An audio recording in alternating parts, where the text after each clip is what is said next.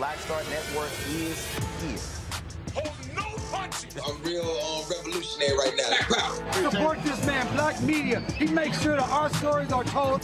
Thank you for being the voice of Black America, Roland. Stay black. I love y'all. All momentum we have now, we have to keep this going. The video looks phenomenal. See, this difference between Black Star Network and Black-owned media and something like CNN. You can't be Black-owned media and be scared. It's time to be smart. Bring your eyeballs home. You dig?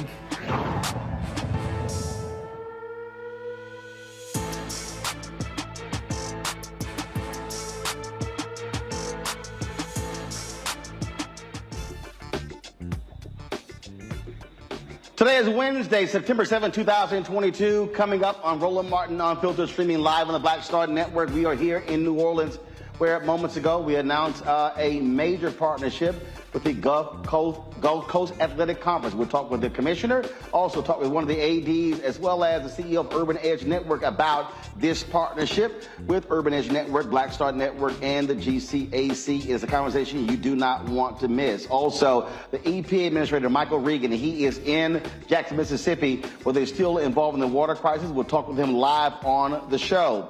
A black woman in Michigan tries to deposit a check from a casino, but the bank refuses to accept the check, then takes the check from her. We'll talk with her attorney. And a black woman in South Carolina in prison for 4 years for her involvement in protests in 2020. We'll talk with her attorney as well. And President Barack Obama and First Lady Michelle Obama returned to the White House today for the official unveiling of their portraits, which didn't happen under that idiot Donald Trump.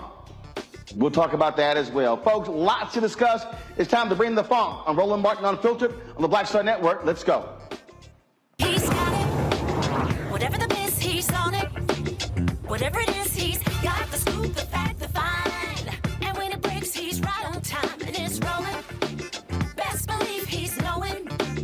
Putting it down from sports to news to politics. With entertainment just for kicks, he's rolling.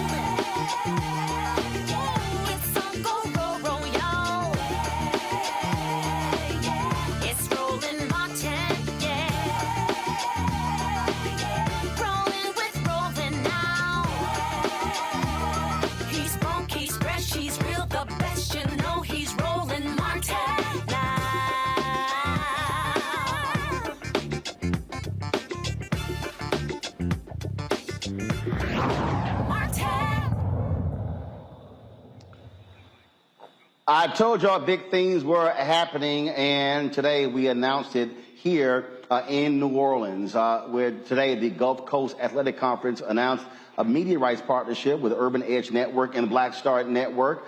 This is significant, the largest deal in NAIA history. It is a multi-year deal that will drive significant resources to these HBCU programs. 8 schools make up the Gulf Coast Athletic Conference. And us right now is Kiki Barnes. She is the commissioner of the GCAC. Glad to have you here. So good to see you. For folks who don't realize, we've been working on this really for the past 60 days. We first met at the UNCF Summit in June in Atlanta, officially pitched this to the presidents at Essence Festival, and here we are 60 days later back in New Orleans with this announcement. Feels good. Feels great. I feel like I should have probably had a Drake. What, champagne or something? Yeah, we turned up. This is great. I got you. Now, for the folks who don't know, tell them about the Gulf Coast Athletic Conference. So the Gulf Coast Athletic Conference is a conference comprised of 8 HBCUs, Dillon University, Fisk University, Philander Smith, Oakwood College, Russ College, Tougaloo College, and Wiley College. We've been in existence for 40 years. I am the first African-American female commissioner of the conference and the first full-time employee for the conference. So we have made some significant moves here in the last, I guess what I would say about 6 months. The Council of Presidents are really excited about our direction, and I am really excited about the fact that we are united and working as a collective.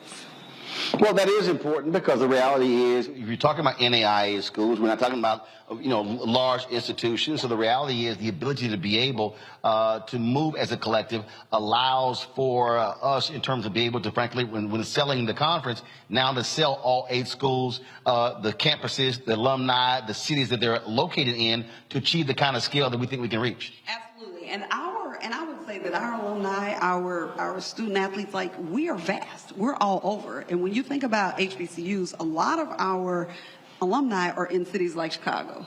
They're in Dallas. They're in LA. Like, we have chapters all across. So it's not just the impact within the current communities that we're situated in the Gulf Coast somewhat. I mean, because Tennessee, Arkansas, not. But you're thinking about those who are dispersed all across the country. So we're really excited about what this will do for us, about the partnership, how we'll be able to amplify the work that our colleagues at these institutions are doing. Mm-hmm. Like, there's great work. I spent 17 years at Dillon University as their athletic director.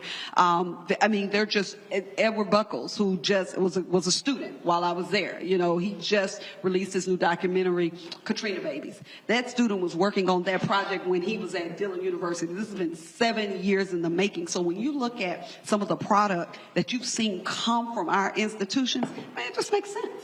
Everyone talks about football, but there are 5 sports the GCAC has. 5 championships. Yeah, we have men's and women's basketball, volleyball, baseball, men's and women's track and field, and men's and women's cross country. Now, I will say 3 years ago, the national track and field champion came out of the Gulf Coast Athletic Conference. That was SUNO, Southern University of New Orleans. They were the national champion, not the conference, but they won the entire meet. So we've had really good programs, and we're really excited about the opportunity to showcase those on our own platform. And of course, we talk about on the own platform, Urban Edge Networks, HBCU League Pass. The conference will have a channel. Each school will have a channel as well. So the opportunity not only to show the games, but also the other aspects of university life. Absolutely. And so one of the things that's a lot of fun when you look at our conference, we're a basketball conference. That's what we do. And we're really, really good at basketball. There was a time where we had at least 4 teams that were going to the championship, or at least going to the national tournament each year. So when we look at the history of our athletic programs and how well we've done, this is an opportunity again for them now to be elevated, to be supported. And then we've got some other things, cheer battles, dance teams. Like, there's so much. We have the first HBCU program for gymnastics with Fisk University. Mm-hmm. There's just so much. I think there's so many things. And again, that's only the sports. I know you talked about student activities. There are some other pieces, but that's just the beginning. It's just the tip of the iceberg. Well, absolutely. And so we certainly are excited to be in partnership with the conference. Look forward to some great things. And so we're ready to take off. Ready to take off. Glad to be a part. All right. I appreciate it. We're going to bring in now one of the athletic directors from Philander Smith, Roderick Smothers Jr. Again, if you're at AD, you need the resources. So Roderick, step in. Kiki, you'll step out. Roderick, it is always good, I would think, from an AD standpoint, for you to hear about a partnership that can actually drive revenue to your school. Well, yeah, absolutely. You know, I think it's important for that revenue because our president stay on us about fundraising, trying to create some sort of, revenue that's creative. With us being such a small institution, we normally not have the resources. So, this is an exciting time, not only for the GCAC, but for, our member schools to be able to be creative in that space.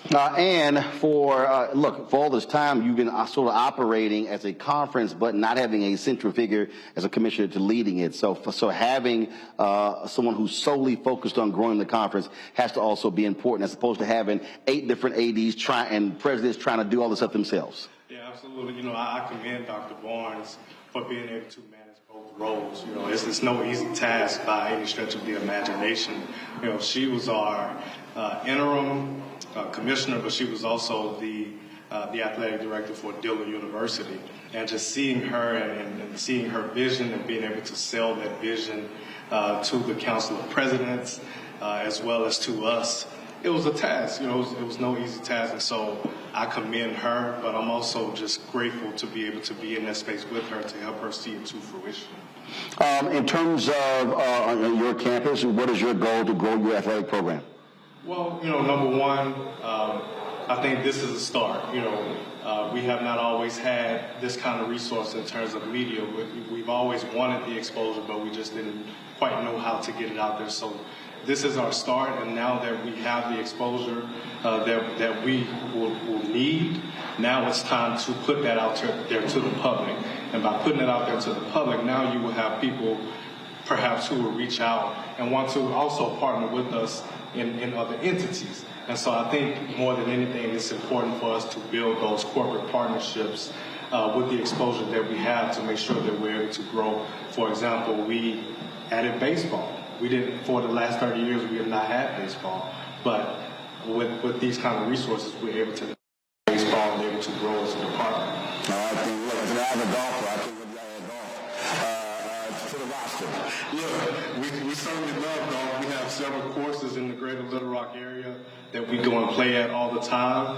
And, you know, for me, I'm just an amateur right now, but I certainly would love to brush up those skills. All right, well, sounds good. We'll be certainly excited about this, and look forward to visiting, returning to Planet Smith. I did the commencement there for your dad as the president, so look forward to going back. Yes, sir. Thanks for having me. I appreciate it. Thanks a bunch. Right now, folks, I'm going to bring up Todd Brown. He's the CEO of Urban Edge Network. We'll explain in much deeper detail really what this is all about. You know, Todd, as I said during the news conference a little bit earlier, I mean, this thing really came together in about 75 days. And Urban Edge Networks, they handle third-party sales for me. And the thing that you and I constantly talk about is this is about monetizing black culture. We are successful at making a whole bunch of white folks rich, making folks millionaires and billionaires, but we don't have that same sense of urgency about making rich. Well, I think that's interesting. It's not only making the black individual rich. I think we're really good at iconic individuals being billionaires and rich. What we don't see is a collaborative where we're making the black community richer. And this partnership is about the community, it's about commerce, and it's about content. And it's about inviting them, as I said earlier in the press conference, not into a conversation where Oprah Winfrey had a show on King World, where she became an equity partner in King World. That's what made her a billionaire. And so when we think about what you and I talk about, black-owned media, our fair share of the marketplace, we think about inviting HBCUs into the conversation about commerce, community, and content, and having them be an equity partner in developing that opportunity as companies are leaning in. And I'll say to you again, Roland, when I say community, I mean the HBCU community. Because the HBCU community is the cultural marketplace for a lot of commerce opportunities. And what I always say is I've never seen an HBCU in a white community. Now, you visited 65.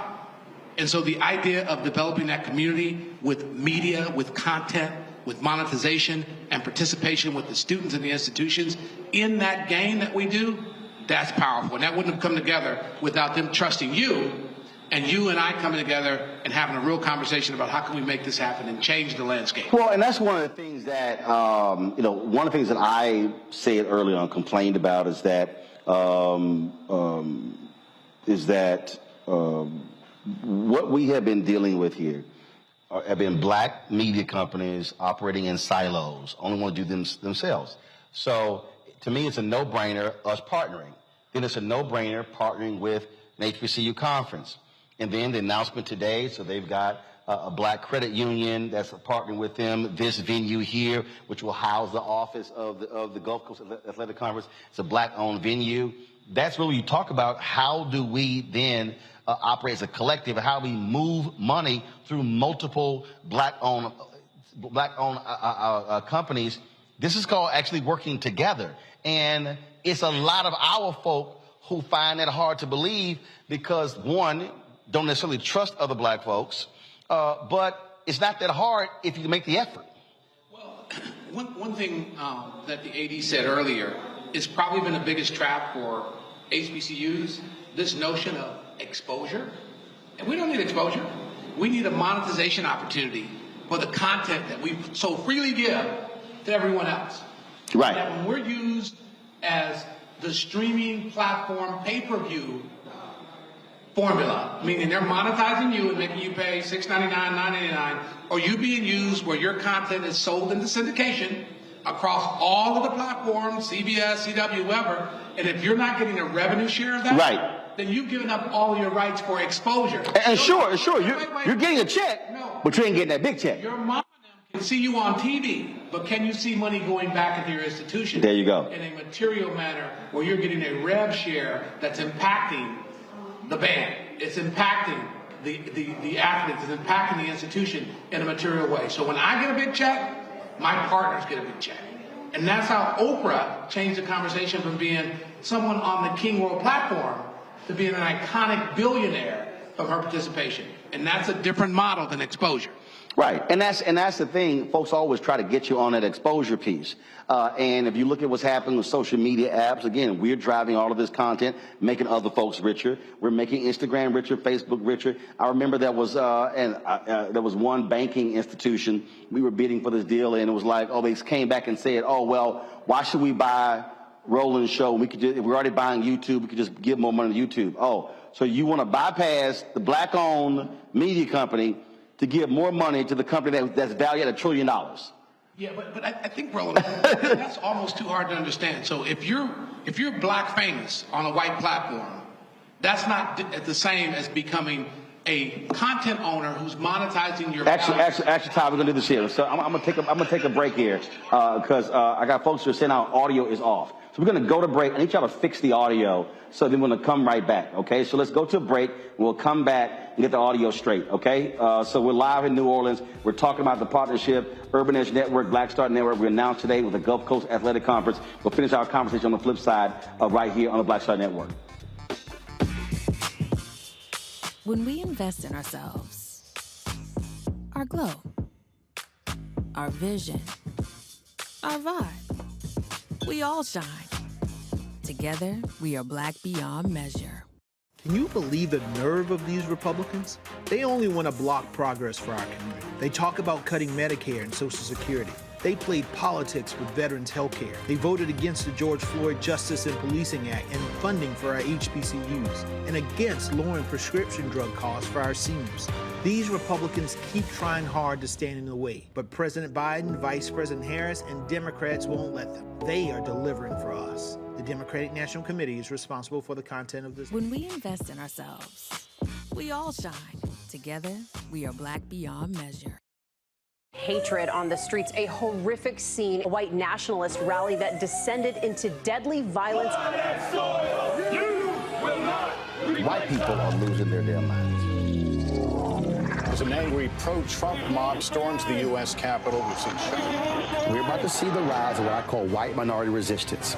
We have seen white folks in this country who simply cannot tolerate black folks voting. I think what we're seeing is the inevitable result of violent denial. This is part of American history. Every time that people of color have made progress, whether real or symbolic, there has been what Carol Anderson at Emory University calls white rage as a backlash. This is the rise of the Proud Boys and the Boogaloo Boys. America, there's going to be more of this. Here's all the Proud Boys, guys. This country is getting increasingly racist in its behaviors and its attitudes because of the fear of white people. The fear that they're taking our jobs, they're taking our resources, they're taking our women. This is white fear.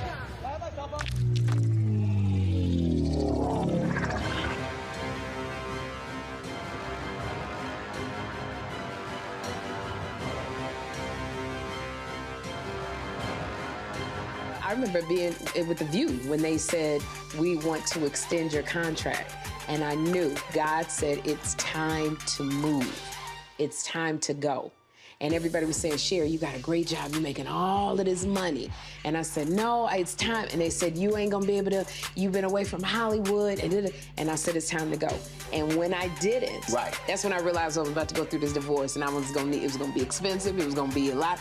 And I said, I'm gonna stay. I said, I'm gonna stay for a couple of years. So you make this money. See, go ahead. I'm gonna make this money and then I'll get out, Lord. So I'm gonna do a compromise. I'm gonna do what you say, but I'm gonna do it on my thing. And he went, really? He went really. And you know when he went really?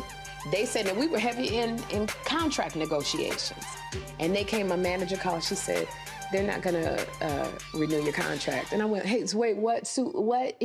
Just yesterday, they was offering me more money. She said, they just decided not to renew your contract. And I remember sitting in front of the mirror at The View, and I went, what happened? And it was very clear. God said, I told you it was time to go.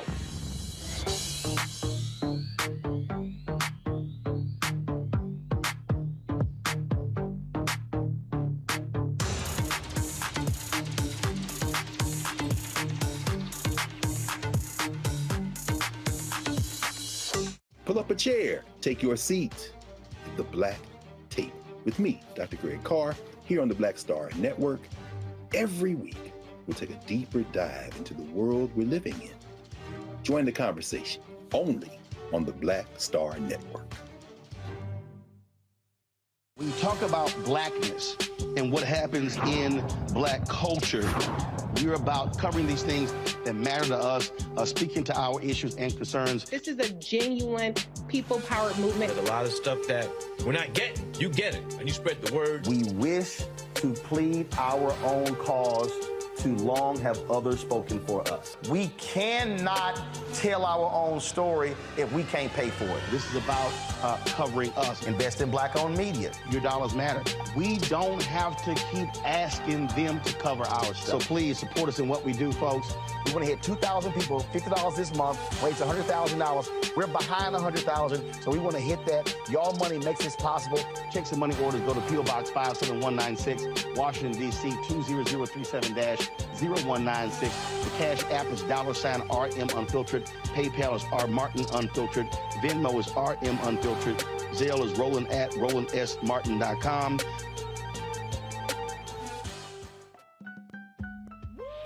We're all impacted by the culture, whether we know it or not. From politics to music and entertainment, it's a huge part of our lives, and we're going to talk about it every day right here on The Culture with me, Faraji Muhammad, only on the Black Star Network.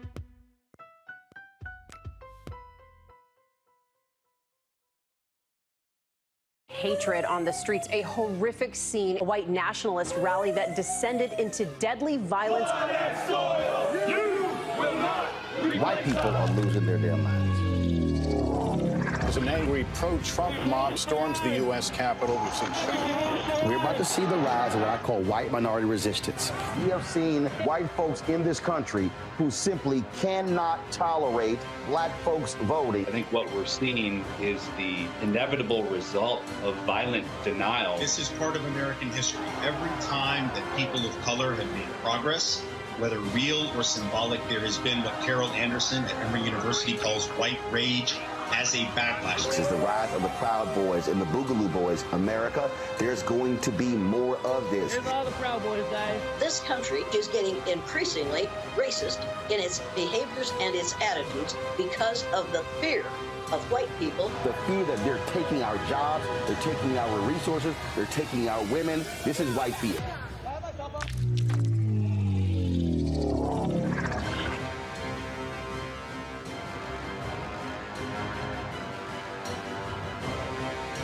Hey, I'm Cupid, the maker of the Cupid Shuffle and the Wham Dance. What's going on? This is Tobias Trevelyan. And if you're ready, you are listening to and you are watching Roland Martin Unfiltered.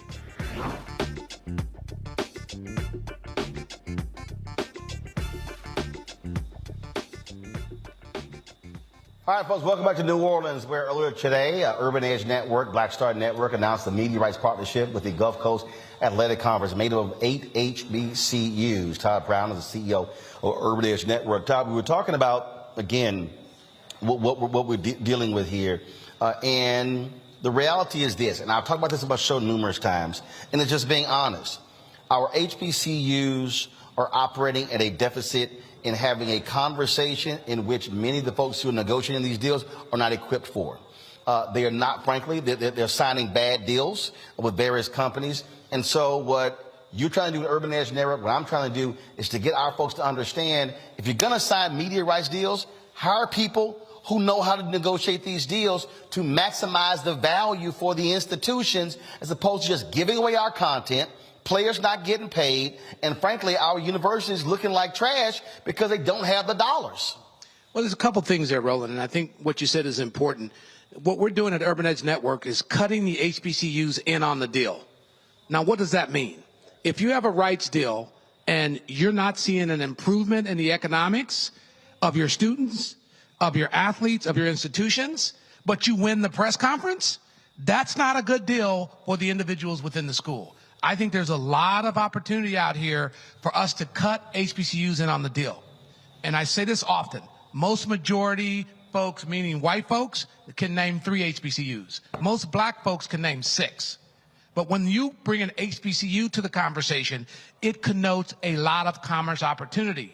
However, most HBCUs have no idea what a media rights deal should look like. And they think when they see the Big Ten deal, even though it was negotiated by a black man, they don't see themselves in that commerce cycle.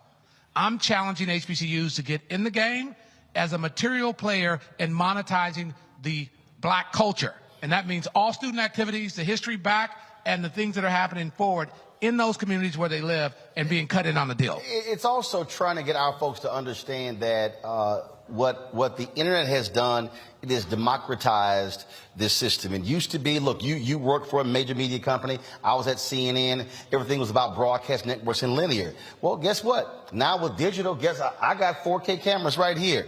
We've got 8K cameras out here. We can look as good or better than these networks as well, and they have billions of dollars. And so guess what? If you're at home, it's not a question of, oh, it's just so different if it's on ESPN Plus, or if it's on a Hulu, or if it's on Peacock, or if it's on Netflix. Guess what?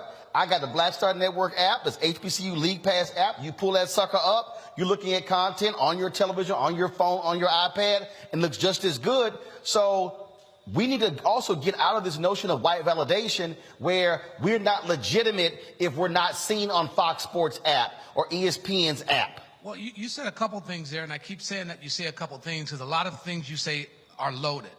Okay, when you say that you're on a platform like a Netflix or a Hulu or ESPN Plus, you're paying for view.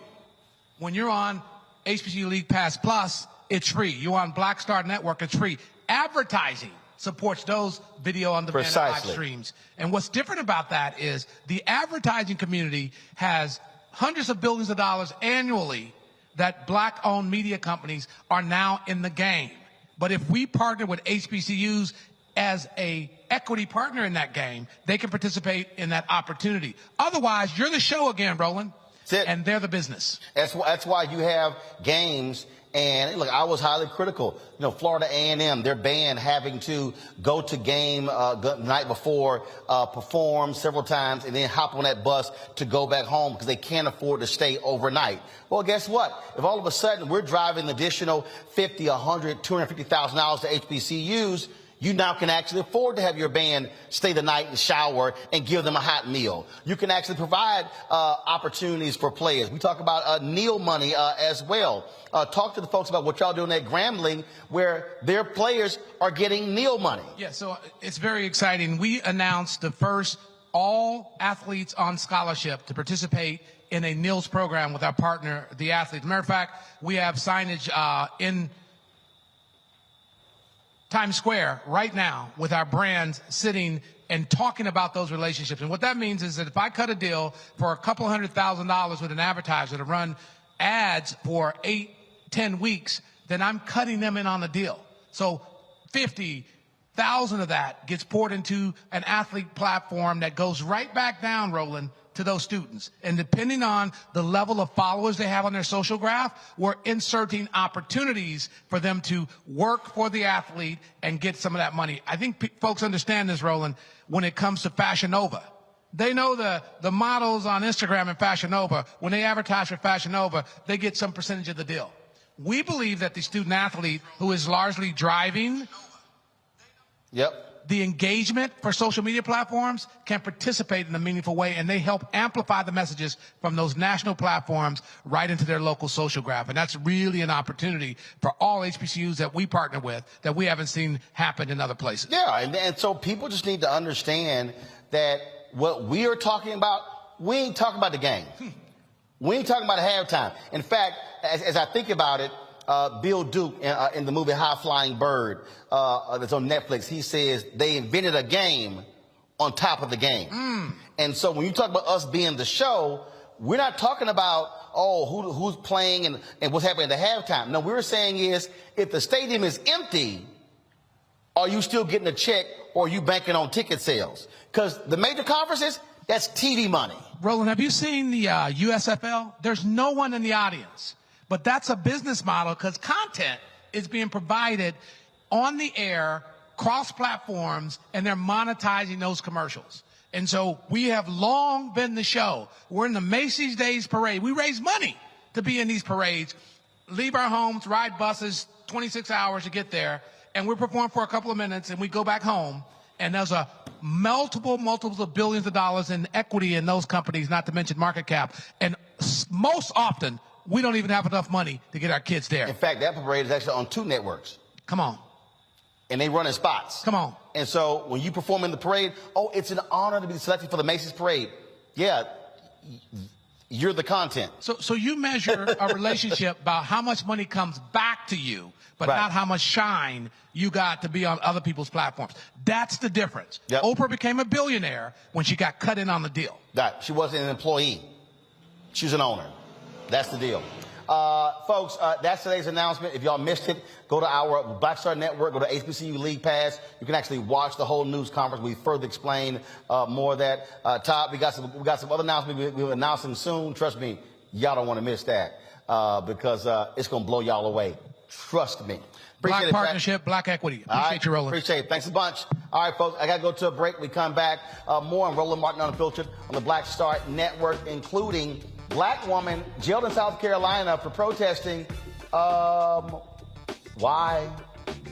Black woman in Michigan wins big money at a casino. The bank won't let her cash it. Then they keep the check. We'll talk to both of the attorneys right here on Roland Martin Unfiltered on the Black Star Network. When we invest in ourselves, we're investing in what's next for all of us. Growing, creating, making moves that move us all forward. Together, we are black beyond measure. Can you believe the nerve of these Republicans? They only want to block progress for our community. They talk about cutting Medicare and Social Security. They played politics with veterans' health care. They voted against the George Floyd Justice and Policing Act and funding for our HBCUs, and against lowering prescription drug costs for our seniors. These Republicans keep trying hard to stand in the way, but President Biden, Vice President Harris, and Democrats won't let them. They are delivering for us. The Democratic National Committee is responsible for the content of this advertising. When we invest in ourselves, our glow, our vision, our vibe, we all shine. Together, we are black beyond measure. Hey, I'm Antonique Smith. Hello, everyone. It's Kiara Sheard. Hey, I'm Taj. I'm Coco. And I'm Lily. And we're SWV. What's up, y'all? It's Ryan Destiny, and you're watching Roland Martin Unfiltered.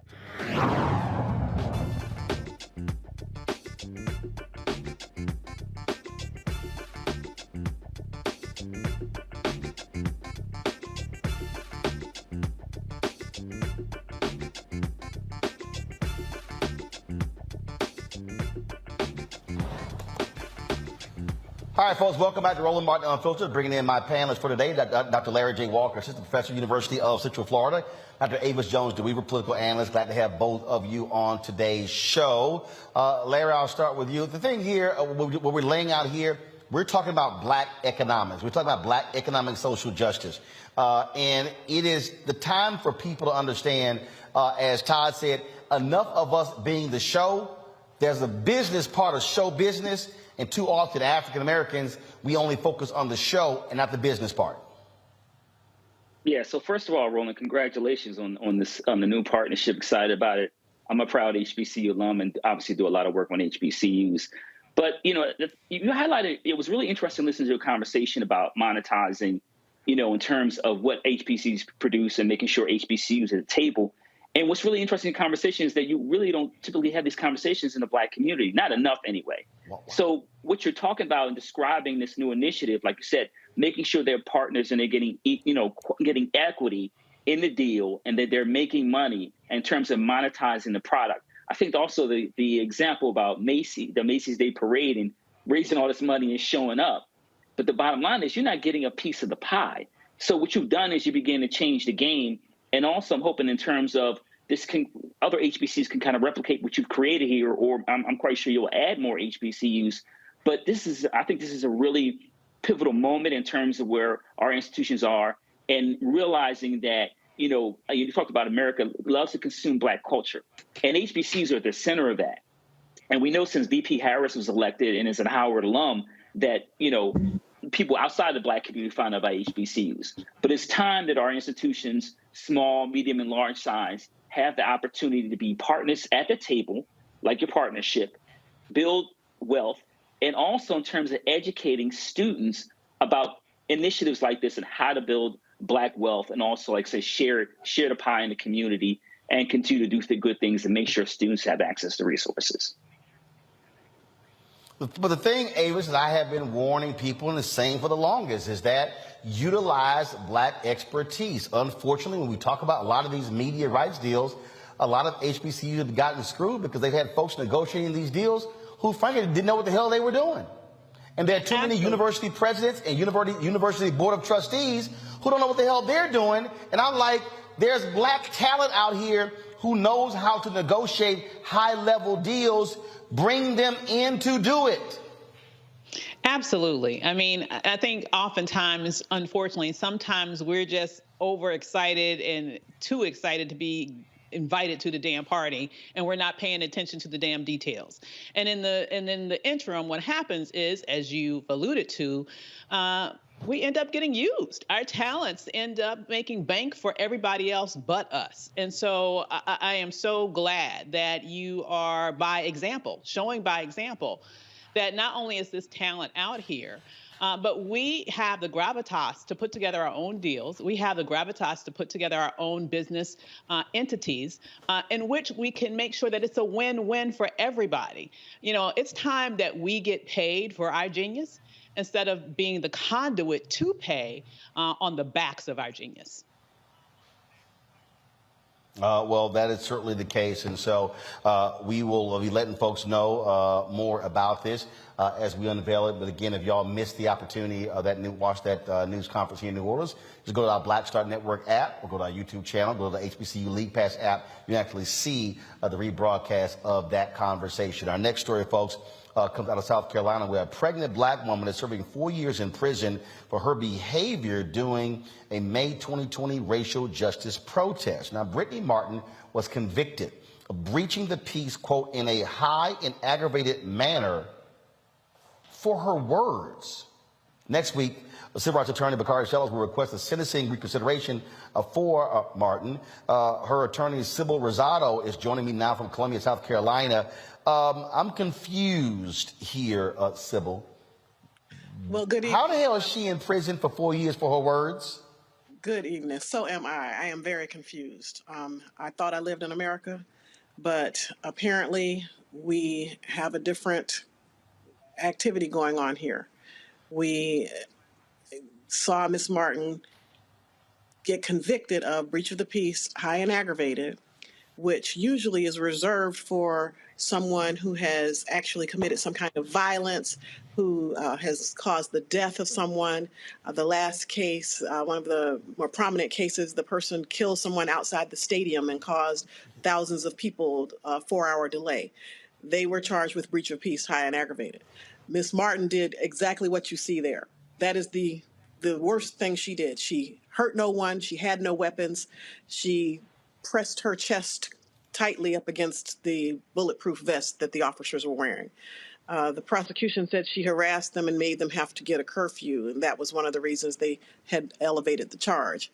But the issue is there was a curfew because the entire world was on fire in 2020. Brittany Martin was simply one of the people who was protesting and concerned about racial justice. And unfortunately, the First Amendments don't apply here.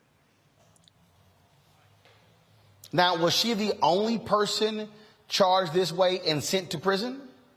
She is the person who has one of the highest charges. Some people were charged. What breach of peace is a ticket. It's a traffic ticket. You get 30 days, $500 fine. It's a speeding ticket level activity. You can get breach of the peace charge for cursing in public.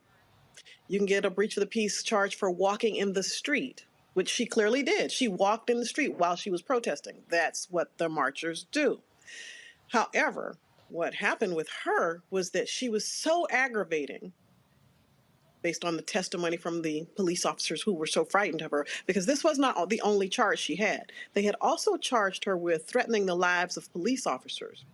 because she said, I'm ready to die for the black. Are you ready to die for the blue? Them vests ain't gonna protect you.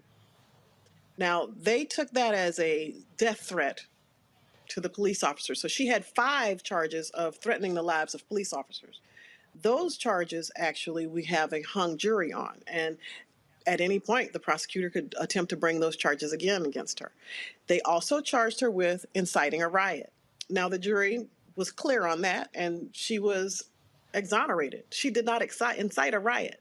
So you have to ask yourself, if breach of the peace is high and aggravated, but it's not a riot, then how is it high and aggravated? You can't have it both ways. It's wow. That's crazy. It is. And they waited 9 Justice in the South. Justice in the South. They waited 9 months after her initial arrest. So they pulled her over initially for failure to stop from a blue light because she drove a few extra feet to get to the police station instead of stopping in the dark, as many of us probably would want to not do. So they gave her a blue light ticket and arrested her. That is one of the tickets that is still, well, they finally took care of it while she was in jail. But that ticket is what got her arrested. Then they hit her with the 5 charges in the riot. 9 months later, they brought the breach of the peace charge to the grand jury.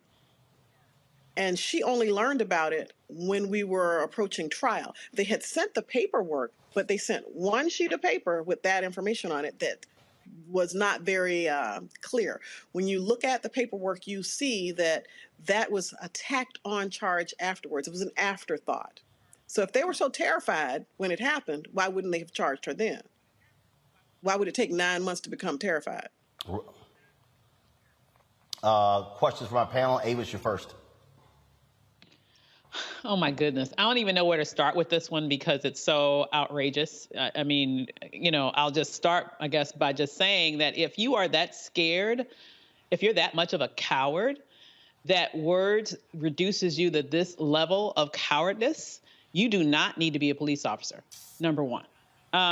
Number two, you know, I guess my question to you is, given all that has happened to her, do you believe that this is not about her at all? It seems like to me this really is about using her as an example to everyone else to try to make a statement to suppress any sorts of protests that Black people do. I noticed that people can apparently go all throughout the damn, you know, halls of Congress and they leave alive and nothing happens to them. But, do you think that really the issue is bigger than her? And if so, you know, it's what really can we do not only to help her at this point, but to save the rights of people who want to protest injustice? Right. And that's what I say all the time. People are like, oh, well, you know, Brittany, she was boisterous. Well, that's not against the law. And this isn't about Brittany Martin. Brittany Martin is a political prisoner. Brittany Martin is an idea. The idea is that we were told that we all have a right to free speech. Brittany Martin exercised her right to free speech. She did not cause a riot. She did not cause a fray. She did not engage in any violence. She didn't carry a weapon. Nobody got hurt. But she went to jail for 4 years because she spoke. That is absolutely a political act and a message to all of the people who might be interested in protesting ever. And that's why I keep telling people, this is bigger than just Miss Martin. Because if you decide you want to protest abortion rights, abortion, pro-choice, etc., you go out and you protest. Depending on who's looking at you in South Carolina, you could get up to 10 years because he could have given her 10 years. Because the way the statute reads in South Carolina, when it's elevated to breach of the peace, high and aggravated, the judge gets carte blanche and he just gives you whatever he wants. It's not statutorily regulated. Usually it's 30 days, $500 when it's just regular breach of the peace. It's actually a statute. There's no mandate of how long you're supposed to get for breach of the peace, high and aggravated. There's no definition for it. So it's whatever somebody thinks is high and aggravated. And that was part of the problem with defending this. There are no elements to the crime. So I had to define it based on breach with a high and aggravated assault. And that is what I tried to show the jury, that when you have a high and aggravated assault, somebody has been hurt, some weapon has been used. But they would not let me discuss that because we were talking about breach of the peace. Wow. So yes, this is a political suppression. Larry. Yeah, so this is, this story is a similar song that we've had to deal with the last several decades when it comes to members of the civil rights movement, right? This is old tactic that they've made anew, so to speak. Yeah. Now, one of the things I want to talk about is concerned is she's pregnant. Is that right? And, yes, very. I've read that she's lost weight. She's had some complications. And then we could talk about how, society's tried to police Black bodies recently, and particularly the bodies of Black women. Yeah. And I know there's some steps your legal team is taking right now to get her out. Can you talk a little bit more about that? The Honorable Bakari Sellers has joined our team, and he submitted a motion for reconsideration of the hearing. And so basically what he asked the judge was that, can you please change your mind about this? Because it was just your mind. Can you change it? And so that's what the motion that has gone forward does. If that is not successful, we'll be forced to go to an appeal, which could take years. When Ms. Martin delivers, her child will go to foster care. She already has children who are struggling and being taken care of by her sister and have no income. Her family has lost their home. I mean, everything you could possibly think of that would classify it as a disaster has occurred in this situation. This is a political disaster. She's been stripped of her rights. Her body is being controlled. The prison system in South Carolina has a rule where you are not allowed to have locks. You can have twists or braids, but not locks. So since Miss Martin has locks, which is a part of her religious belief, they have locked her up in solitary repeatedly because she refuses to cut the locks. And they keep charging her with disobeying the orders of the staff and the officers in the jail, and putting her in solitary confinement, which is a violation of her Eighth Amendment rights, because as a pregnant woman, she should not be locked up 24/7. These are all problems that are political. I mean, this is Nelson Mandela on steroids in some ways, but people are not hearing it because no one got killed yet. But if her baby dies, then perhaps, and is that what has to happen? Does something awful have to happen for people to act? Because that's part of the problem. We become so reactionary. We're not proactive. And that doesn't work when you're trying to make sure this kind of stuff doesn't happen. Folk, that is certainly just strange. We'll certainly keep us abreast of what happens in this case. And as we always say, that sign above the Supreme Court doesn't apply equal justice under law. We know that is simply not the case when it comes to Black folks, especially in South Carolina. Sir. Thank you for having us. All right. Thank you so very much. All right, folks, got to go to a break in the second hour of Roland Martin Unfiltered on Black Star Network. We're going to talk to Michael Regan, the head of the EPA. He is in Jackson, Mississippi, where they continue to have their water crisis. We'll also talk with the attorney of a Black woman who won several $1,000s at a casino, took the check to a bank. The bank not only refused to deposit her money, they took her check from her. We'll talk with her attorney as well. Folks, if you want to support us in what we do, there's several ways to do so. First of all, if y'all watching on YouTube and Facebook, hit the doggone like button. This ain't that hard. We should easily be hitting 1,000 likes every single day we log on with this show. And so no matter what platform, Facebook, YouTube, Instagram, Twitch, all of them, hit the like button to show us some love. Also, download the Black Star Network app, available on all platforms, Apple phone, Android phone, Apple TV, Android TV, Amazon Fire, Xbox One, Samsung Smart TV, Roku. And if you want to support us, join our Bring the Funk fan club. We got to raise $100,000 a month for from our fans each month. That's 2,000 fans at $50 each. The goal is to get 20,000 fans in the course of a year, contributing on average $50 each. That's $4.19 a month, 13 cents a day. And so you can do so. Check some money orders at P.O. Box 57196, Washington, D.C. 20037-0196. PayPal is R. Martin Unfiltered. Venmo, Cash App is RM Unfiltered. Venmo is RM Unfiltered. And Zelle is roland@rolandsmartin.com. roland@rolandmartinunfiltered.com. Let's see here real quick. I'm just going to read off some of the folks who have contributed to us. Let's see here. Joseph Bergen, Linda White, Mike, Kathy Wood, Fatima Morgan, Charles Berry, Shelby Smither, Lee Williams, Rochelle Murray, Patricia Mason Robinson, Blaine Dickinson. Let's see here. Let's see. Bobby Ryan, Michael Chapman, Carolyn Thomas, Clarice Boswell, Bonnie, TTW, Eugene Gillen, Farrah Jones, Corey Jackson, Jeffrey Carter, and Peggy Porter, Daisy Mack, Valerie Reyes, Jacqueline Lassonde, Stanley Dent, Herbert and Ruby Lindsay, Henry Carter, Kenneth, Theron Lane, and Joy Jenkins, Linda Whitener, Robin Brown, Dawn Adams, and Mike as well. All right, folks, that's it. And we certainly appreciate it. Y'all, we'll be back on Roland Martin Unfiltered right here on the Black Start Network, live in New Orleans.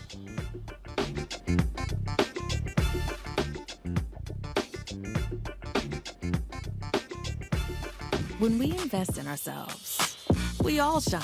Together, we are black beyond measure. I remember being with The View when they said, we want to extend your contract.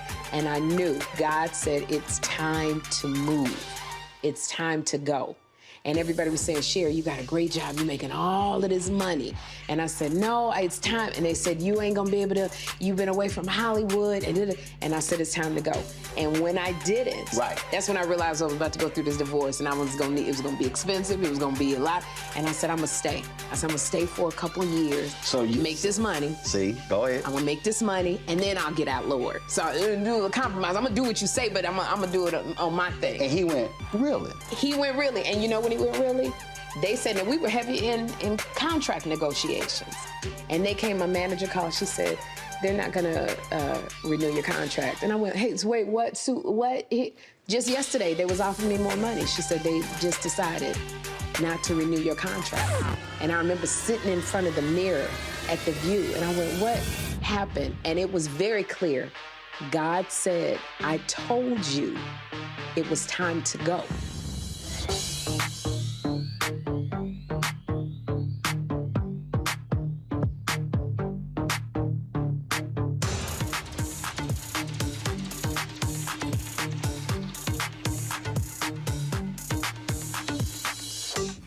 When we invest in ourselves, we're investing in what's next for all of us. Growing, creating, making moves that move us all forward. Together, we are black beyond measure. Don't you think it's time to get wealthy? I'm Deborah Owens, America's Wealth Coach, and my new show on the Black Star Network focuses on the things your financial advisor or bank isn't telling you. So watch Get Wealthy on the Black Star Network.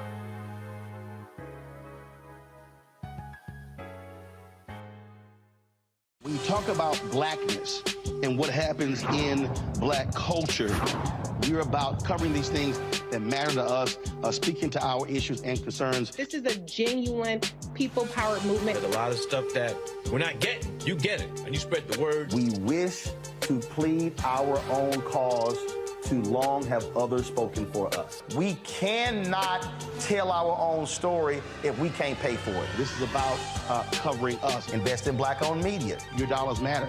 We don't have to keep asking them to cover our stuff. So please support us in what we do, folks. We want to hit 2,000 people, $50 this month, raise $100,000. We're behind $100,000, so we want to hit that. Y'all money makes this possible. Check some money orders. Go to P.O. Box 57196, Washington, D.C. 20037-0196. The Cash App is $RM Unfiltered. PayPal is R Martin Unfiltered. Venmo is RM Unfiltered. Zelle is roland@rolandsmartin.com. I'm Bill Duke. This is Diala Riddle. What's up, y'all? I'm Will Packer. I'm Chrisette Michelle. Hi, I'm Chaley Rose, and you're watching Roland Martin Unfiltered.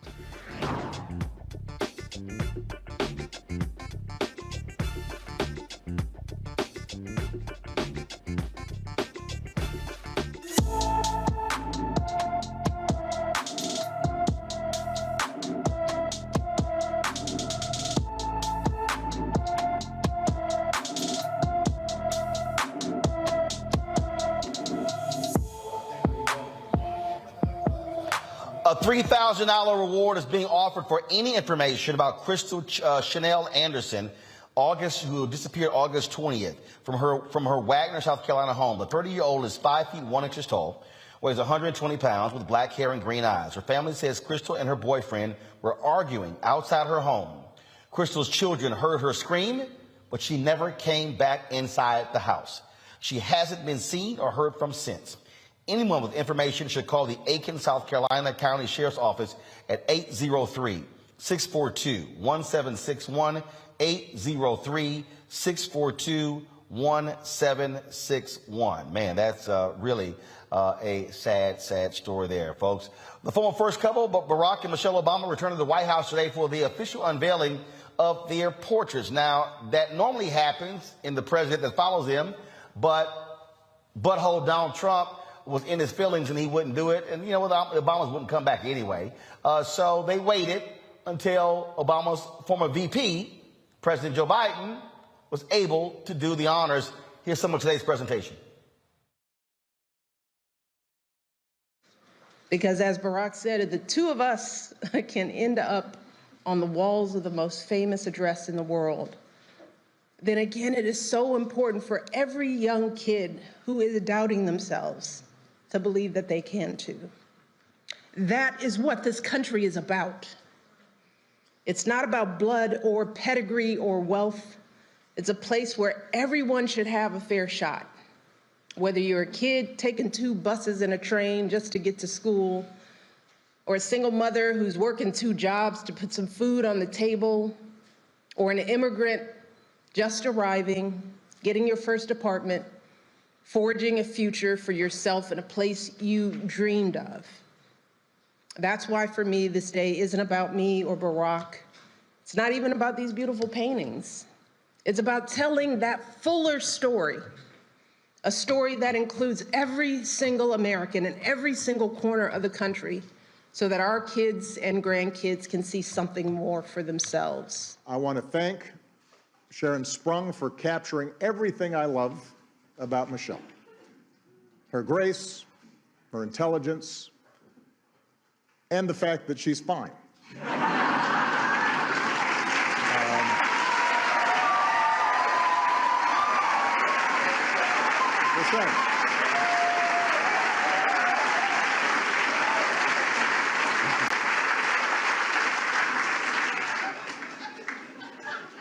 She is. Her portrait is stunning. And I want to thank Robert McCurdy for taking on a much more difficult subject and doing a fantastic job with mine.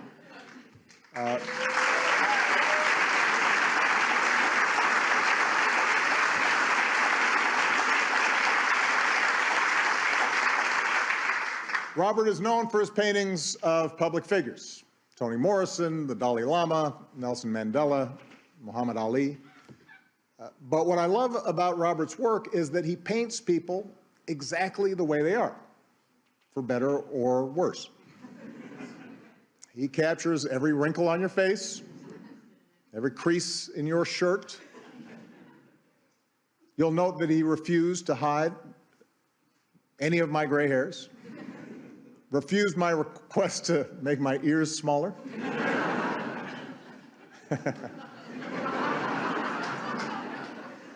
He also talked me out of wearing a tan suit, by the way.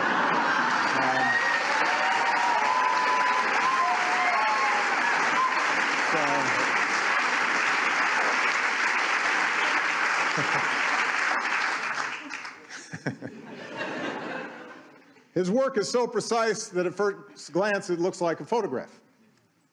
And Robert also paints his subjects looking straight ahead. So it feels like you're face to face, forming a connection. And that appealed to me, in part because presidents so often get airbrushed, even take on a mythical status, especially after you've gone, and people forget all the stuff they didn't like about you. But what you realize when you're sitting behind that desk, and what I want people to remember about Michelle and me, is that presidents and first ladies are human beings like everyone else. We have our gifts, we have our flaws. You've all experienced mine. We have good days and bad days. We feel the same joy and sadness, frustration and hope. And while it takes a certain amount of self-confidence to be president, there are nights where we lie awake wondering if this or that decision was the right one. I've always described the presidency as a relay race. You take the baton from someone, you run your leg as hard and as well as you can, and then you hand it off to someone else, knowing that your work will be incomplete. The portraits hanging in the White House chronicle the runners in that race. Each of us tasked with trying to bring the country we love closer to its highest aspirations. And when future generations walk these halls and look up at these portraits, I hope they get a better, honest sense of who Michelle and I were. And I hope they leave with a deeper understanding that if we could make it here, maybe they can too. All right, folks, that was it. And also, President Joe Biden had a few words to say as well.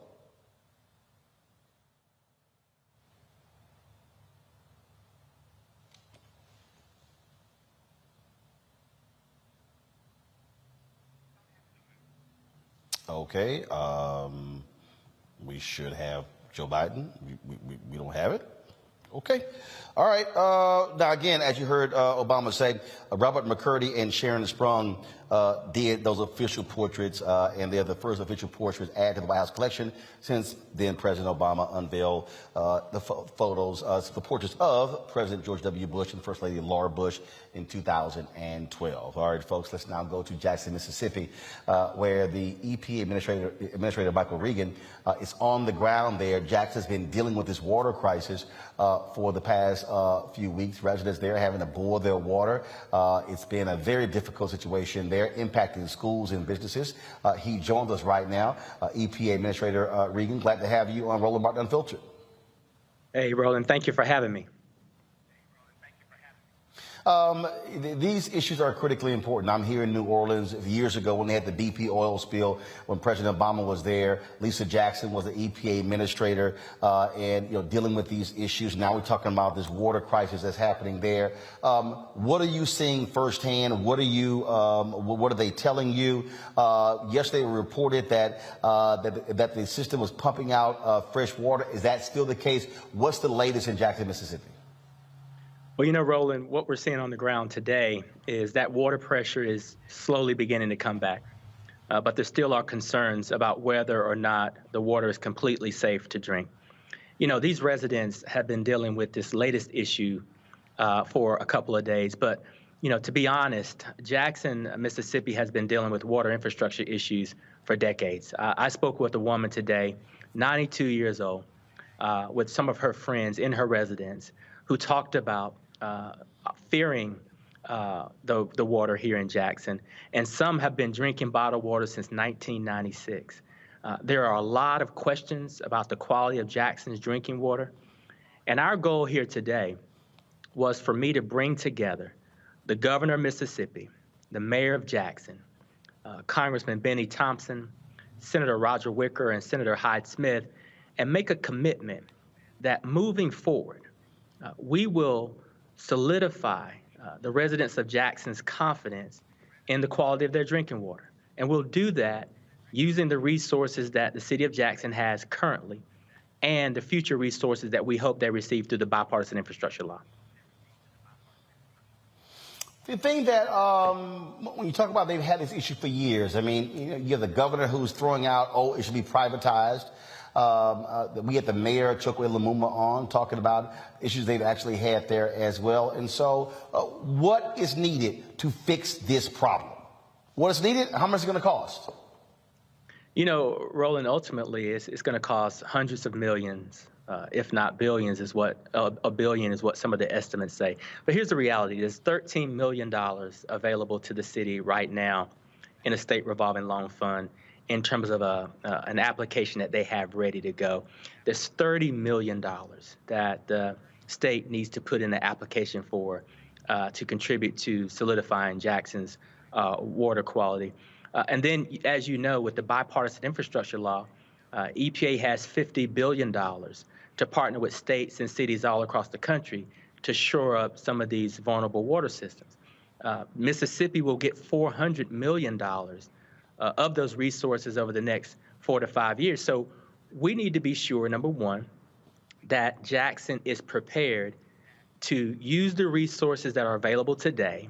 That's roughly about $43 million to begin to solve this problem and position themselves for some of these bipartisan infrastructure law dollars. We want to serve as a partner, providing technical assistance, grant writing assistance, helping to shore up operators and personnel to run this system. But we also want to position Jackson so that they can put some competitive grants forward and partner with the state of Mississippi to approve those grants so that we can finally see some forward movement on creating a sustainable drinking water system for the people of Jackson.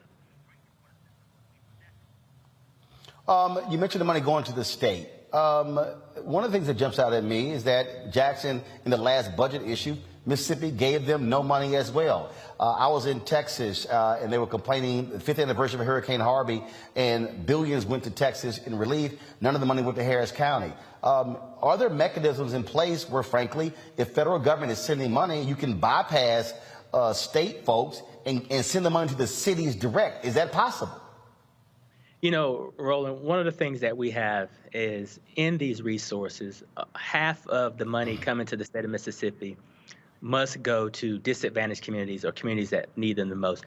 That was one of the mechanisms that President Biden and Congress put into the bipartisan infrastructure law.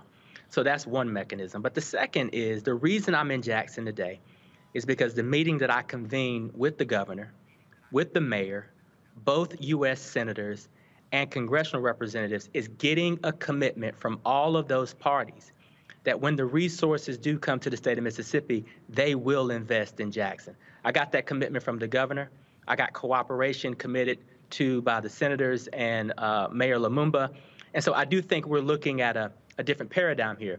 But the reality is that EPA is going to have to continue to partner with governors and mayors all across the country to be sure that these resources flow to these communities that need it the most. We know historically in Texas and Mississippi and other states that these communities have seen indifference and lack of investment. And one of the ways that we're going to ensure that that doesn't occur is ensuring that we get commitments from these governors and these mayors to work together and saying to these governors and mayors, if we don't see the resources steered towards the communities that we want to see, EPA will withhold those funds until we see the proper plans. And that's right there, I think, what has to happen there. It really is important. Look, the billions that were voted upon by Congress for infrastructure, I keep saying this, we've got to stop waiting in this country for stuff to fall apart to fix it. How about actually fixing it before things crash and have continuing maintenance? Because last I checked, that's actually cheaper as opposed to allowing it to get so bad, and then you got to do a complete blow up of the system. You're absolutely right, Roland. And listen, I think from a water infrastructure standpoint, why wait for it to fail before you invest is a great question, because we all know that economic development, a city's competitiveness, the ability to attract jobs is all predicated on whether you have good quality drinking water and electricity. So we know that these are anchor support systems for every community. What we hope to do in this process is not only rebuild the water infrastructure, but rebuild the economic vitality for cities like Jackson and also rebuild trust along the way. Many states and cities across the country don't trust their government anymore. The governments have failed them in many respects. So part of the reason I'm here in Jackson is to reiterate to the governor and the mayor that they've got to put aside political differences, put aside the past, and work with the EPA to get these millions, these tens of millions of dollars to Jackson immediately so that people can see that the government's working and that their water quality is improved. EPA Administrator Michael Regan, we appreciate you for your work, but also being there on the ground in Jackson, Mississippi, to see firsthand what's happening there with the water issue that's been plaguing that city. Well, thank you, Roland, for having me. And you'll notice in the back, Jackson State University was kind enough to host this meeting today. A historically black college playing a central role in hosting a governor, a mayor, and U.S. Senate leaders and House leaders. I'm very proud of that, and we're going to get this done for the people of Jackson. Well, we actually are here in New Orleans last where you and I saw each other, where we announced a partnership with 8 HBCU schools. And so it is important for us to use these institutions and the great work that they do. And of course, you've been a graduate of one as well. It's great work being done there, and it's always important to showcase it. Absolutely. Absolutely. All right. Well, appreciate it. Thanks a lot. Thank you. All right, I'm going to bring my panel, Larry Walker, Avis Jones DeWeaver, and also Jason Nichols, University of Maryland, College Park. Glad to have all three of you here. So let me first, I'm going to deal with Jackson first, and then we're going to talk about the Obama portrait for a bit there. And what you heard him say there, Jason, I thought was so important. All right, Mississippi, y'all want to keep playing games? We're going to withhold the federal money. That's what you have to do to these red states who keep screwing these cities, saying, no, we're not going to send you the money and you send it elsewhere. If it's not going to where the need is, you're not going to get the money. No, I absolutely agree. I wish we saw more of Michael Regan generally. I think he needs to be a voice that's out there in general. And I definitely think that that's a good thing. My only issue is I heard Chokwe Lumumba basically say that it's going to take $2 billion, and he said $400 million. So I'm wondering where the rest of that money is going to come from, and if the state is going to withhold it. As we saw, they actually had, I think it was, they'd asked for $47 million after their first water crisis in 2021, and the state gave them $3 million. So even with the $400 million, and there are so many infrastructure projects that need to go on in the state of Mississippi, particularly in the Delta, where, they've always had water issues and sewage issues that need to be addressed. My question is, how much is actually going to get of that $400 million? Is it all going to go to Jackson? And then you got the fact that this is a $1 billion infrastructure project. So I'm wondering, is Tate Reeves going to still withhold resources from, the citizens of Jackson, who, as we know, are 80% Black and mostly Democratic? So I'm still a little worried, even though he gave a little bit of an assurance that they have a mechanism in order to get some of the money to Jackson. But I wonder if it's enough, and it's enough to really fix this problem. Well, one of the things that jumps out here, Avis, is that here you have Mississippi, the state, screwing over Jackson. Who sends the most money to Mississippi, to the state, in sales taxes? Jackson. Jackson. And so here you got, this is a perfect example of red state Republicans screwing over a majority Black city and then saying, oh, well, y'all can't handle y'all business. Well, how about you stop screwing us over? That would be a nice start. But, honestly, that's how they do business and political business in Mississippi. And it's been that way since, I don't know, forever. But it is wonderful to see at least some movement, a little bit of movement in the right direction in terms of the pressure being asserted with regards to having strings attached to this money. The bottom line is that left to their own devices, the Republican infrastructure in Mississippi will continue to do what it's always done, which is divest instead of invest in the Black community in their state, which has led to a situation in which literally people's lives are in danger when we're talking about not having access to water, right? Clean water. And unfortunately, this is not an anomaly. We're seeing cities all across the nation. It's not just Jackson. It's not just Flint. It's cities all across the nation that tend to be majority Black cities that seem to have these huge ongoing infrastructure problems. As much as needs to be invested into Mississippi, and it definitely needs to be invested there, the biggest challenge is that this is a nationwide problem, and we as a nation need to commit to the funds that are necessary to make sure that everyone has access to this basic source that we need in life, and that is clean water. Larry. Yeah, Roland. So this is, it's important that my colleague just talked about the communities that traditionally encounter these problems. And it's environmental racism. Let's just call it what it is. And it took decades to get to this situation in Jackson. And my colleague highlighted other Black jurisdictions throughout the United States. I commend the Biden administration for sending the commissioner down there to, get all the parties together and have an honest conversation about if we don't start utilizing the money, they don't start utilizing the money the way it should be used, particularly for these Black communities in Jackson and other places, other cities, jurisdictions in Mississippi, then we're going to cut off some of this funding.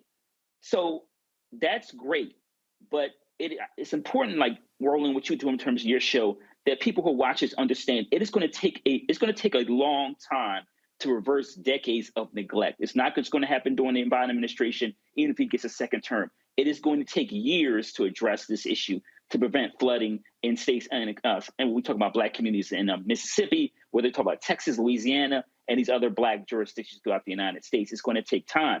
The other thing, Roland, I want to highlight is the commissioner talked about a really important point, and it's something we did when I worked on the Hill, is that when you work on these large bills, you try to put language in there to ensure that underserved, marginalized communities, aka Black and brown communities, are getting the necessary funding necessary. So I was really pleased to hear that mechanism had been put in place. And you're right, Roland, it allows them to pressure the state and federal and local government to say, this is how the funds should be utilized for these communities that historically have had to deal with environmental racism.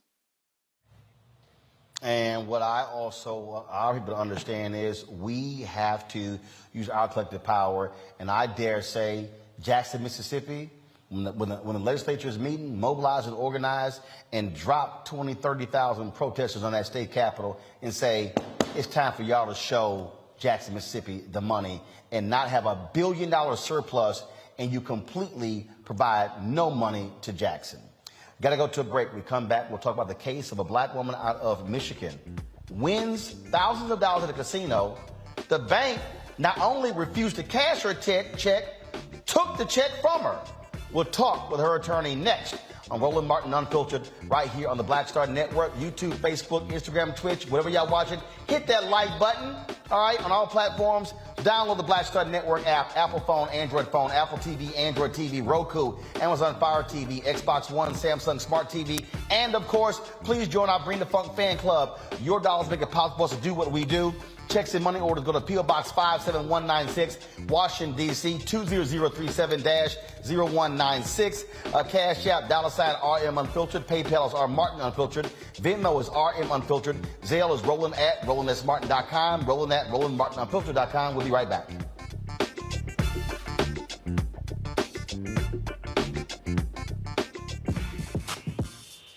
When we invest in ourselves, our glow, our vision, our vibe, we all shine. Together, we are Black beyond measure.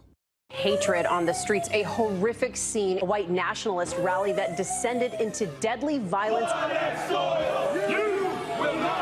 White people are losing their damn minds.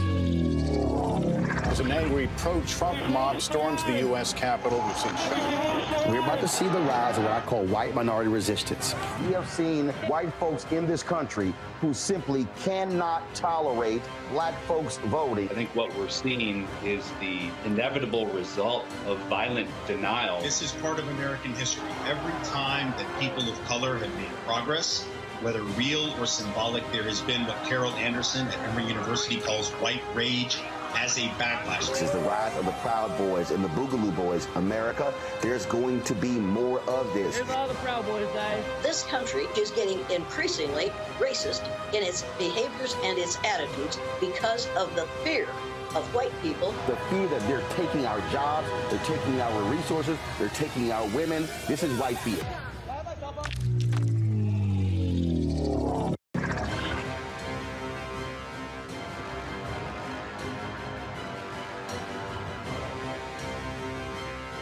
When we invest in ourselves, we all shine.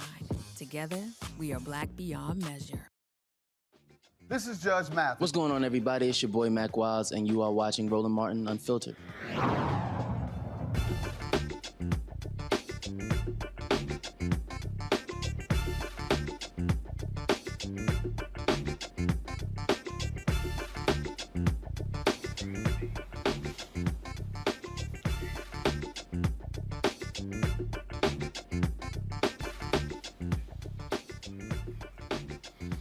All right, y'all, a really strange story out of Michigan, okay? And so a black retired Detroit woman is suing Fifth Third Bank after bank employees refused to deposit a check with the money she won from her casino winnings. Yeah, 71-year-old Lizzie Pugh was accused of trying to cash a fake check after hitting the jackpot at the Soaring Eagle Casino and Resort in Mount Pleasant, Michigan. Not only did the white bank employees accuse Pugh of peddling a fraudulent check, they then wouldn't give her the check back. Pugh said it was all because she is black. Her attorney, Deborah Gordon, believes that as well. She joins us from Detroit. Deborah, glad to have you on Roland Martin Unfiltered. This is nuts. First of all, what did the check look like? It's not like she walked in with a big placard that you normally see for photo op checks. Okay, Lizzie Pugh had gone to a well-known casino in the Detroit metro, actually a little bit north Michigan area. It's called Soaring Eagle. There's ads all the time around here. We're all very familiar with it. She just hit the slots. She, was extremely excited and happy. She went to a bank in a suburb of Michigan called Livonia, and the treatment was not good from the moment she walked in the door.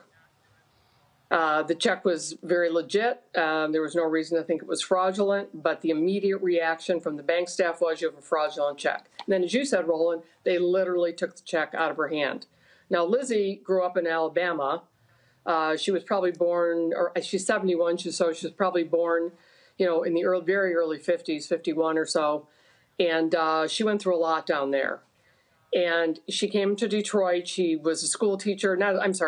She worked for the Detroit Public Schools for 34 years, great track record, very active in her church, a deacon, really just a great person. And her really happy moment, her celebratory trip to the casino just went down in flames. And it was totally needless. And it's just another incident of banking while black. It's not the only case I've had. This is just everyday life, as I'm sure you're aware, of trying to conduct ordinary business. So, what I don't understand is, if you accuse somebody of having a fake check, why would you keep the check? Well, according to the bank, they said if it's a fraudulent check, we are required to keep it. Hence, I guess they wanted to turn it over to the cops or something. But obviously, if you just came in with a check for a significant amount of money, or any amount of money, you're not going to turn around and leave the bank without your check. It's crazy. And just to show how incorrect and inaccurate the bank employees were, Lizzie later went to a Chase Bank, and they immediately took the check, ran it through their system, allowed her to open an account and to deposit the check. So there was nothing wrong with the check. But the assumption was made because, in our opinion, of her race. She was treated differently, and her check was automatically suspect. Okay, so first of all, how much are we talking here? She won $20,000. She had them take taxes out of her check, which people often do at the casino. So it was less than that. It was a 5-figure check. It was a good amount of money, but she didn't want to cash it. She wanted to deposit it and, go on about her business. Yeah.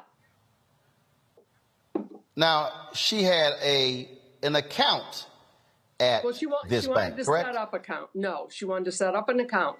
And I've had other cases like this where my clients are Black and they haven't had a good reason to set up an account, or for whatever reason they haven't done it. But now a significant check comes in. They want to set up an account. They want to deposit the check, and they want to conduct normal, ordinary business. But stereotypes are applied, and she just was treated in a humiliating manner, and she was in tears when she contacted my office. It brought back a lot of very old, unfortunate memories for her. Right.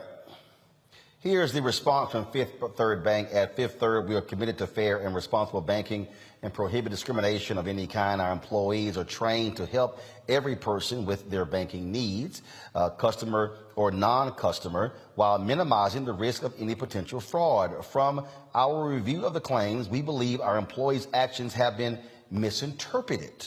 That said, we regret Ms. Pugh has come away feeling mistreated after her interactions at our branch, as our employees' actions were consistent with our process and the dual goals of serving our customers while also preventing potential fraud that can victimize both the bank and our customers.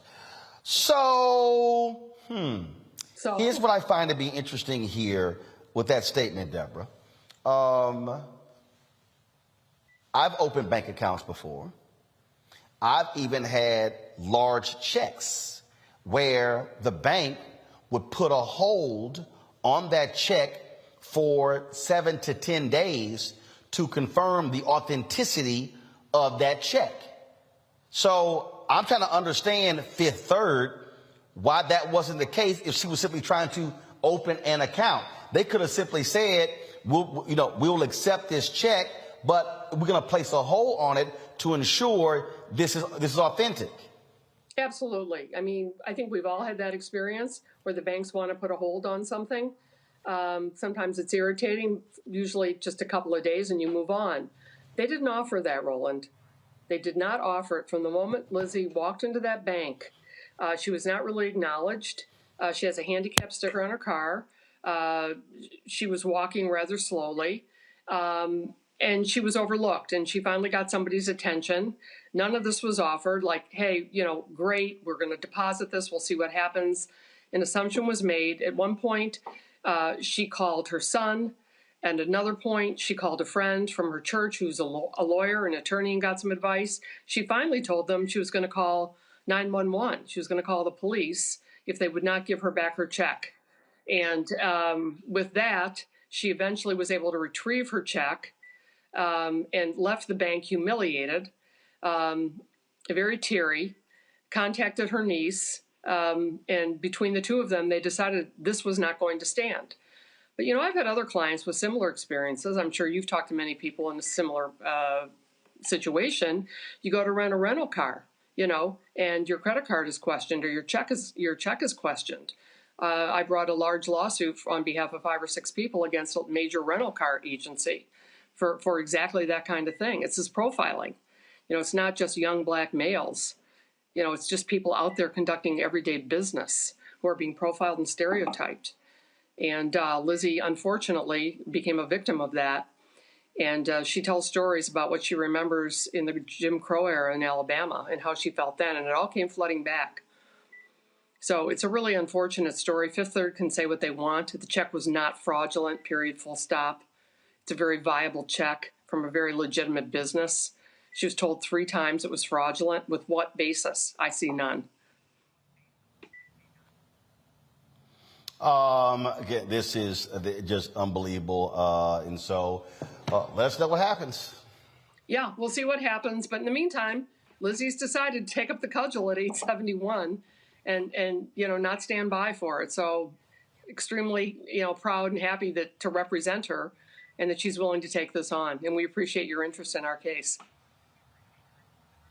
All right. Thanks a bunch, and let us know what happens. Thank you. Will do. It's amazing, Avis. Oh, my God. It's banking while black. It's walking while black. It's driving while black. It's going to school while black. It's trying to sell lemonade while black. Trying to barbecue in the park while black. Trying to deliver packages while black. I mean, this is the thing that white folks in America don't fully understand. I saw a poll where these white Republicans believe that that racism against whites is greater or equal than it is for African Americans. And I keep saying, white folks get to go to the bank and just open up bank accounts. They get to walk around, shop, and drive. It is hell to be black in America. Well, apparently they also get to keep top secret documents at their house and not go to jail. I'm just saying, okay? So right. So what is so infuriating to me, and you're exactly right. The examples are endless in terms of the indignities and the discrimination that we have to deal with, from our youngest children to our most precious elders. And that's the part of this that really pisses me off. That this is a 70-plus-year-old woman who has worked hard all her life, and she has to deal with this indignity from these idiots at this bank. I just hope that her attorney makes them pay every dime possible. And also, I really want to know why those people who treated her in this way still have a job. Because the fact that she was able to leave that bank and go to a competitor and open up a bank account there means that if for no other reason to get them fired, they just lost that bank. That bank just lost them business that they could have been making money off of. So it's really interesting to me that the higher ups at that bank have chosen to, in essence, stand behind the actions of the racists that they have employed, rather than to even act in their own business interest. It shows you the degree to which racism is not only alive and well in this country, it is completely proliferating the country in all spheres and among all groups of African Americans. It's maddening, Jason, that we have to deal with this constantly.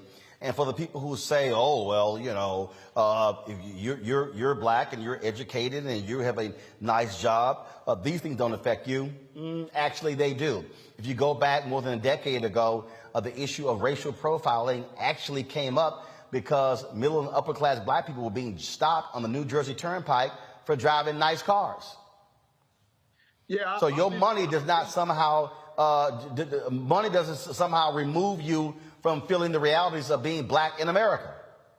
Yeah, no, I'll raise you and talk about healthcare discrimination, where they've actually proven that black people, regardless of income or insurance status, receive worse healthcare. And so I think we've seen that, even people who make good money and have education, sometimes that will not save you from blackness. Now, I looked up the demographics of Livonia, which I believe they said Livonia, in Michigan, and it's 92% white and 3.4% black. And you had a woman from Detroit, which is a overwhelmingly black city.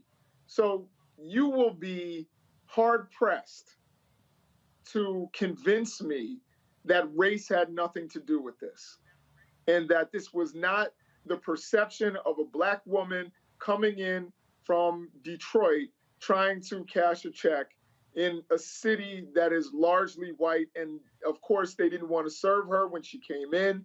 They didn't pay her attention. They didn't ask if she needed help. This is something that I think most of us have experienced at some point in our lives, even when we have money to spend. So I think that this is another example. And, you reminded me, Roland, of a skit that Larry Wilmore used to do, which was Black People Can't Do Nothing. You know, you can't ride a bike, you can't drive a car, you can't do anything.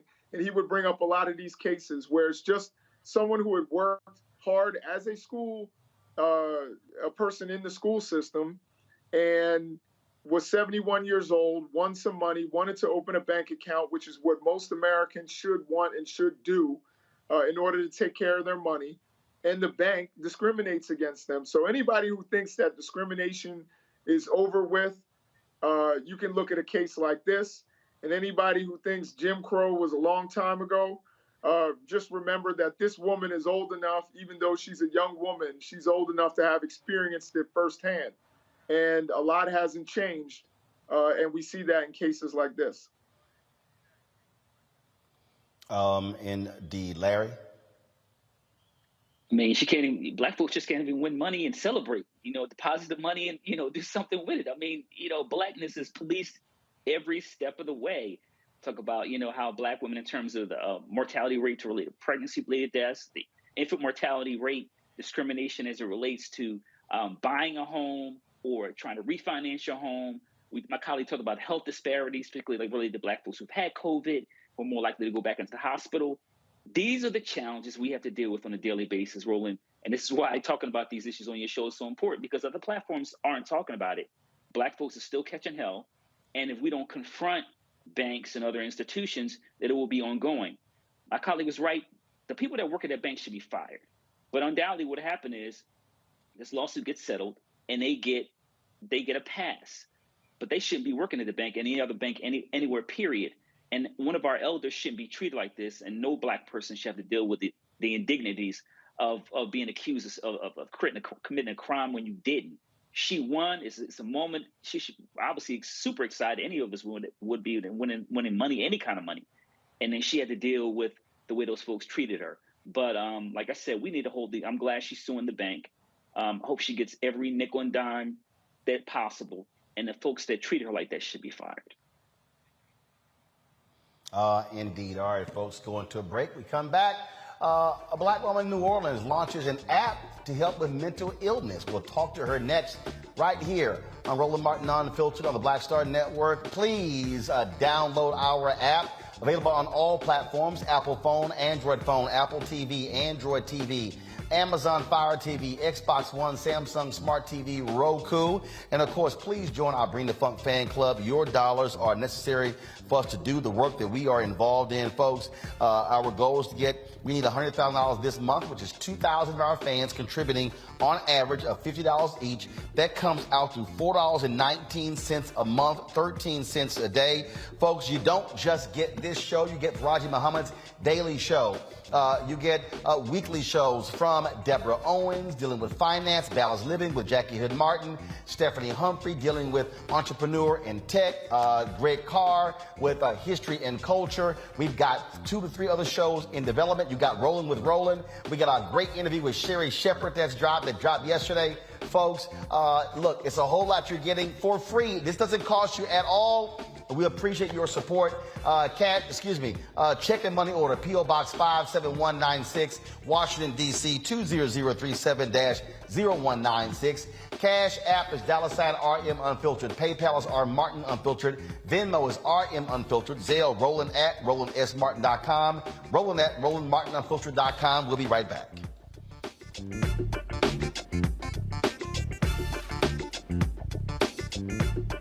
Folks, Black Star Network is here. Oh, no punches! I'm real revolutionary right now. Support this man, Black Media. He makes sure that our stories are told. Thank you for being the voice of Black America, Roland. Stay black. I love y'all. All momentum we have now, we have to keep this going. The video looks phenomenal. See, there's a difference between Black Star Network and black-owned media and something like CNN. You can't be black-owned media and be scared. It's time to be smart. Bring your eyeballs home. You dig?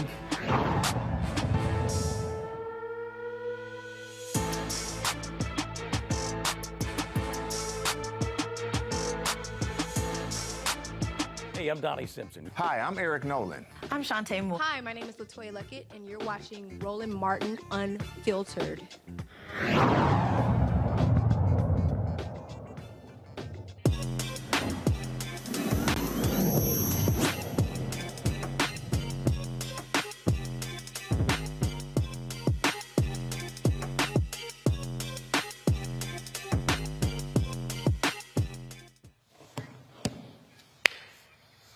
All right, folks, African Americans are understanding of the need for mental health services. A black woman here in New Orleans decided to use her own personal journey to help. She created an app that assists others in getting the help they need. Jasmine Pierre created the Safe Place app with black folks in cultural competency in mind. She joins me now from New Orleans. Jasmine, we should have had you here from the set versus like I'm in the city. So first off, just talk about your journey that led you to say, you know what, I need to do this. I mean, was it that you couldn't find anything like this in the marketplace? Well, yeah, I really had a hard time finding the right resources. And especially just growing up in the 90s as a child, there really wasn't any mental health resources that were like safe or just for us. So that left me with a lot of stigma. I didn't really believe that Black people could get mental health issues until I was an adult. So that was really scary to go through. And I've been hospitalized a few times because of it. And I just realized, like, we really need to talk about this. And we also just, like, really need the resources as well. So I just took it upon myself to, like, do the research and to create an app so we can have a place where not only we could talk about these issues, but also just feel safe and to have a place where we could find the right resources and connect to the right people. So, when you were out there looking, when you were dealing with your issues, were you talking to other people and trying to find something? And then, how did you then begin the process of building this app, creating this Safe Place app? Well, for the longest time, all I did was talk to God about it, because that's a very huge stigma in the Black community.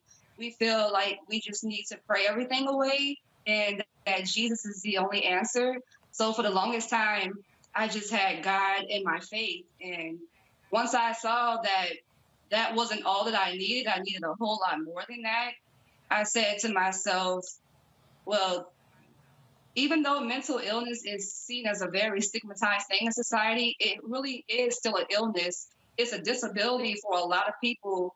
And I shouldn't feel ashamed to have to need to see a therapist or just need a support group or something to make me feel better or to make me feel like I can get through the day. So I just really felt like even though I still had my faith in God, I really still just needed the services as well. So unfortunately, it took me until I was in the hospital after a suicide attempt to realize, like, I really, really need to talk to somebody about these issues. And so I started to get help for myself. And when did you launch the app? I launched the app in 2018. And so how has it gone thus far? How many downloads have you had? And how many people have been helped by Safe Place app? So as of right now, we have over 20,000 downloads. And well, we've helped a lot of people so far. And I hope that we continue to help even more people in the future, just helping them to connect to the right resources that they need. I don't think people realize just how big of a discrimination it is in the mental health field when it comes to finding the proper resources that are also culturally competent for the Black community, because we're not just dealing with mental illness, we're also dealing with the racism in the society, which can really impact our mental health. So that's another reason why I felt it was really important to create the Safe Place app, because we don't talk about how racism in this society impacts our mental health, and not being able to always connect to a therapist who understands that section of the society. Because, well, there's a lot of people that say in our community that therapy is just for white people. And I think one of the reasons that is because, well, you have to realize there's a lot of Black people who are like, how can somebody who doesn't look like me tell me how I'm going to navigate through this society?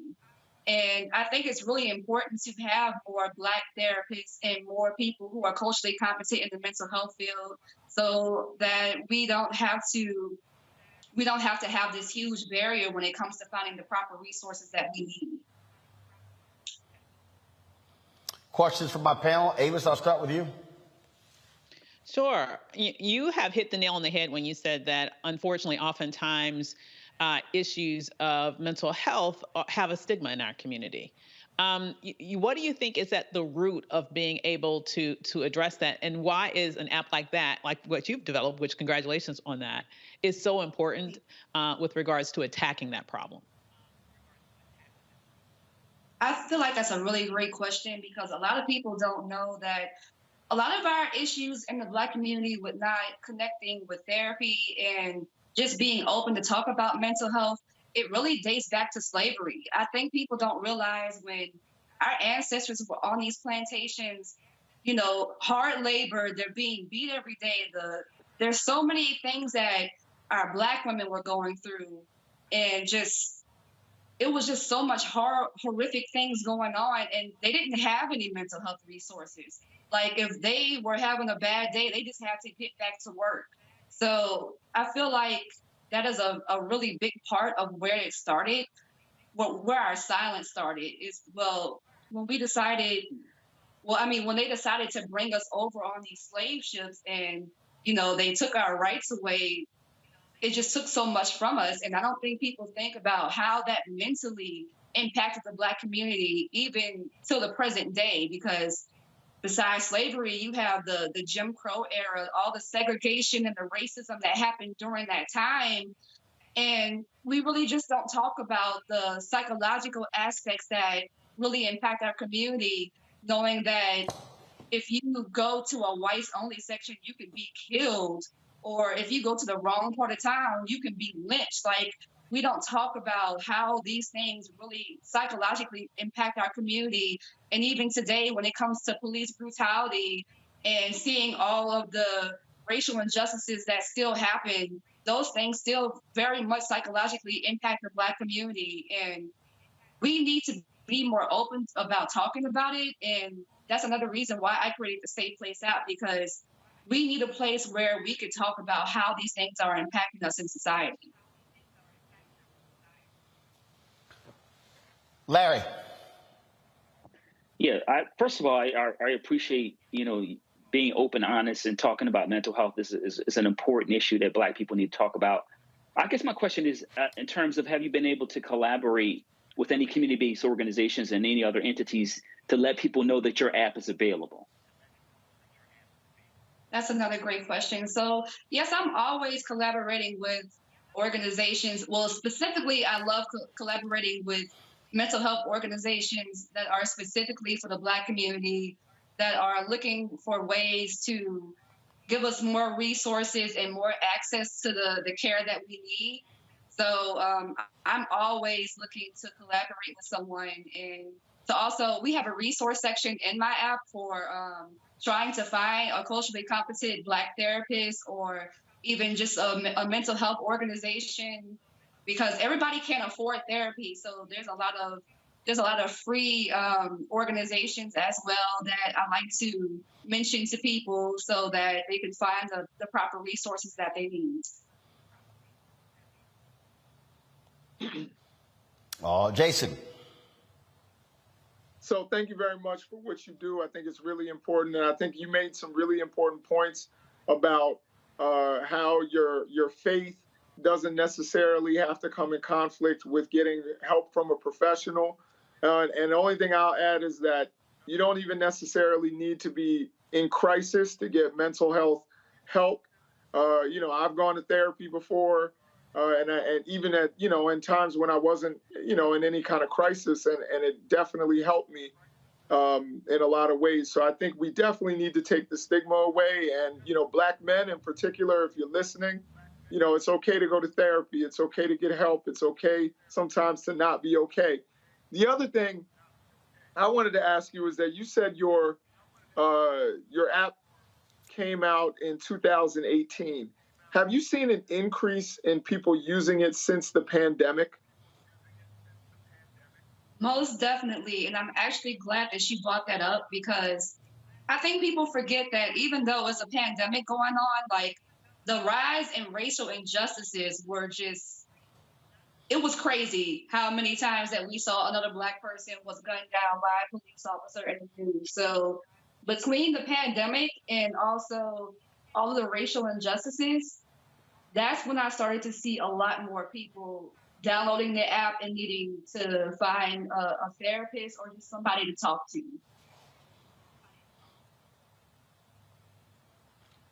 All right. The app is called Safe Place. It is an opportunity for you. If you're looking for culturally competent folks, if you're dealing with the issue of mental illness, you can go there and check it out. Jasmine, Pierre, we appreciate you joining us on our Tech Talk segment. Congratulations. And I hope folks take advantage of it.